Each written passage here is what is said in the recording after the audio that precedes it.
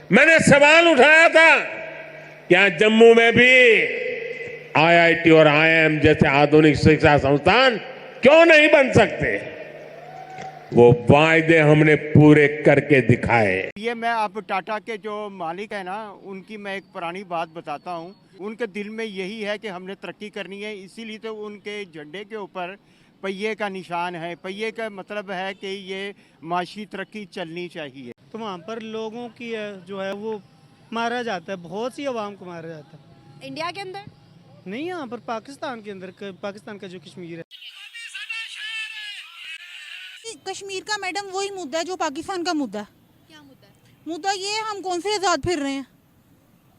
हम तो खुद कैद में हैं, कैदोबंद की सोबतों में जिंदगी गुजार रहे हैं। कौन सा फ्रीडम, कौन सा राइट्स हमें मिल रहे हैं। आप एक बच्चे को देख लें, यंग गर्ल्स को देख लें, आदमियों को देख लें, भाई क्या उनको राइट्स मिल रहे हैं। कहाँ देखते क्या कहते हैं। हम तो कहते थे कि वो लोग काफर हैं, वो अल्लाह तो उनसे राजी नहीं है, नबी तो उनसे राजी नहीं है। वो दुनिया में किस तरह वो तरक्की कर रहे हैं, क्या कर रहे हैं वो, कि दुनिया में भी कामयाब, लोगों की मदद भी कर रहे हैं। कैसे होता है ये? वो अपने मुल्क के साथ मुखलिस हैं। हमारे जो लीडर्स हैं वो अपने मुल्क के साथ मुखलिस नहीं हैं।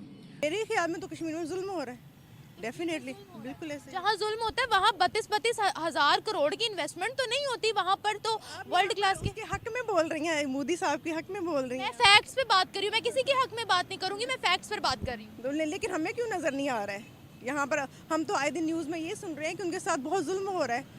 क्या हमारे न्यूज में कभी ये दिखाया गया कि वहाँ पर वर्ल्ड का सबसे हाईएस्ट ब्रिज बना है, चिनाब ब्रिज? क्या हमें दिखाया गया वहाँ पर इलेक्ट्रिक ट्रेन चल रही है? क्या हमें दिखाया गया कि आज वहाँ पर रेलवे निजाम कितना बेहतर हो गया और आज ही वहाँ पर एक नई ट्रेन का इब्तिदा किया है प्राइम मिनिस्टर मोदी? यहाँ पर मेरे ख्याल में आप तो फिर उनके हक में बोल रही हैं ना। मैं तो फैक्ट उसमें से इखलाक झलकना चाहिए, उसमें ऐसे वर्ड बोलने चाहिए कि वो आपकी शख्सियत या आपके किरदार से, आपके मज़हब से नहीं बल्कि आपकी शख्सियत से, आपकी ज़ुबान से मुतासर होकर इस्लाम कबूल कर। यहाँ पर मैं बात कर रहा हूँ जीडीपी की, इकोनॉमी की, यहाँ पर मैं बात कर रहा हूँ कंपनीज की डेवलपमेंट की। यहाँ पर मजहब की बात नहीं हो रही।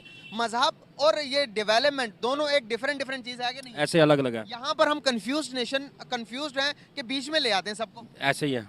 देखिए बात सुने, I don't trust on these fictitious and fabricated reports. हमें ऑफ एंड ऑन अक्सर इंडियंस के साथ काम करने का मौका मिलता है ऑनलाइन मार्केट में। वो लोग प्रोफेशनल हैं। उन लोगों की ना दरअसल दुनिया में सुनी जाती है। उन लोगों ने अपनी एक मोनोपोली बनाई हुई है। ये मोदी ने जो काम किए हुए हैं ना, वो ज़बरदस्त काम किए हुए हैं। 400 यूनिट वो बिजली के फ्री दे रहा है और उसके उधर महंगाई की रेशो पाकिस्तान की निस्बत बहुत कम है, इधर महंगाई नहीं है। अब आप यकीन करें, छोटा गोश्त पाकिस्तानी करेंसी के मुताबिक 800 रुपये किलो बिक रहा है। हमारे जहनों में एक बात ये फीड कर दी गई है कि इंडिया का नाम लेते हैं हम, दुश्मन कंट्री है जी। वहाँ पे डेवलपमेंट है, यहाँ पे क्या है? नथिंग। वो अपने आप को एक सेपरेट आइडेंटिटी शो करते हैं। वो कहते हैं कि हम पाकिस्तानी है ही नहीं। नमस्कार दोस्तों, जय हिंद। हाल ही में हमारे प्राइम मिनिस्टर श्री नरेंद्र मोदी जी जम्मू कश्मीर के दौरे पे थे और उन्होंने कई सारे ऐलान किए और पिछले 10 सालों में जम्मू कश्मीर में क्या क्या हुआ है, क्या क्या बदलाव किया गया है, ये वो बता रहे थे और इनका वीडियो सोशल मीडिया पे काफी वायरल हो गया है। इसी के साथ ही पाकिस्तान से भी इसके ऊपर काफी ज्यादा रिएक्शन आते हैं। जम्मू कश्मीर के मुसलमानों ने हमारे प्राइम मिनिस्टर मोदी जी का काफी बढ़िया तरीके से स्वागत किया, उनकी जय जयकार की, क्योंकि जम्मू कश्मीर के लोगों ने देखा है कि पिछले 10 सालों में किस प्रकार से कश्मीर में बदलाव हुआ है, इंफ्रास्ट्रक्चर बढ़ा है और वहाँ के लोगों की काफी सहायता हो चुकी है। पिछले कई सालों से हमने जम्मू कश्मीर में सिर्फ आतंकवाद और वायलेंस से देखा था, पर जब से 370 हटा है तब से जम्मू कश्मीर का तो पूरा काया पलट हो चुका है और इस बात से पाकिस्तान काफी जलता है। 370 के बाद कई सारे इंफ्रास्ट्रक्चर मॉडल्स कश्मीर में आए हैं, जिससे कई सारे मॉल्स, हॉस्पिटल्स, स्कूल्स हमें देखने को मिलते हैं और वहाँ के लोगों को एक अच्छा सोर्स ऑफ इनकम का भी फायदा होते हुए दिखता है। जम्मू कश्मीर के रास्ते अब भारत के सबसे बेहतरीन रास्तों में से एक है। वहाँ के हाईवेज, टनल्स ये वर्ल्ड क्लास है। इसी के साथ ही भारत सरकार ने कुछ महीने पहले ही चेनाब रिवर पर दुनिया का सबसे ऊंचा ब्रिज बनाया, जो आईफिल टावर से भी काफी ऊंचा है। ये देखकर पाकिस्तानी तो और काफी परेशान हो चुके हैं कि एक छोटे से राज्य में जिसमें आबादी भी काफी कम है और ऐसे दुर्गम क्षेत्र में जहाँ पर सिर्फ पहाड़ी है, जहाँ पे साल के 3 महीने तो सिर्फ बर्फ ही रहती है, ऐसे कठिन अवसर पे भी भारत ने इतना अच्छा इंफ्रास्ट्रक्चर खड़ा कर दिया है।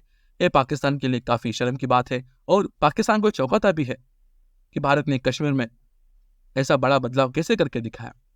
कई सारे ब्रिजेस बनाने के बाद घंटों की दूरी अब कुछ मिनटों की हो चुकी है और इससे कश्मीरियों को भारत से जुड़ने के लिए काफ़ी सहायता मिली, व्यापार करने के लिए, ट्रेड करने के लिए और टूरिज्म को बढ़ावा देने के लिए ये सारी चीज़ें की गई है।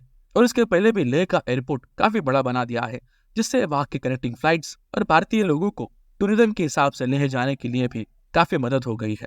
हाल ही में प्राइम मिनिस्टर मोदी जी ने कश्मीर के लिए 32,000 करोड़ का एक प्लान बनाया है, जिसमें कई सारे एम्स, IITs और IIM बनने वाले हैं। पाकिस्तान के POK में तो वहाँ पर कश्मीर में जाने के लिए रास्ते भी नहीं है। वहाँ के लोग कैसे में से जाते हैं, कुछ किलोमीटर्स का सफ़र पार करने के लिए उन्हें घंटों का सफ़र करना पड़ता है। वहाँ पे स्कूल्स नहीं हैं, कॉलेजेस नहीं हैं, छप्पर टूटे हुए स्कूल्स हैं, बच्चे कैसे में से पढ़ते हैं।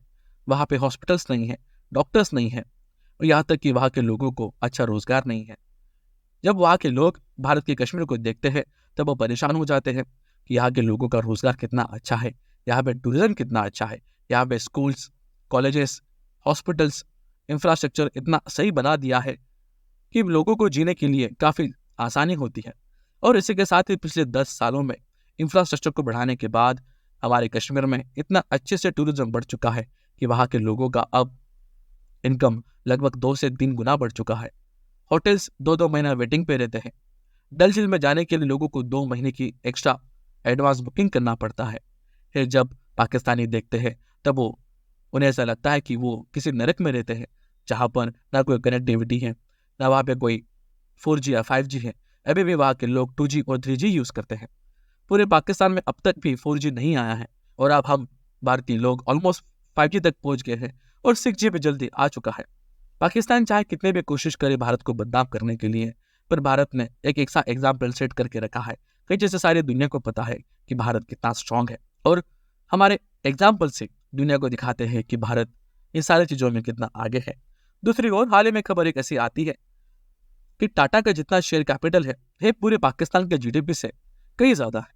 जी हाँ, पाकिस्तान की पूरे GDP से लगभग $20 बिलियन से ज़्यादा हमारा टाटा कंपनी का मार्केट शेयर है। ये सिर्फ भारत की एक कंपनी है, बाकी कंपनीज तो छोड़ दीजिए और पूरे भारत का GDP छोड़ दीजिए, पाकिस्तान को तो बस हमारा टाटा ही टक्कर दे सकता है। और पूरे महाराष्ट्र की GDP ये पाकिस्तान के GDP से कई ज़्यादा है।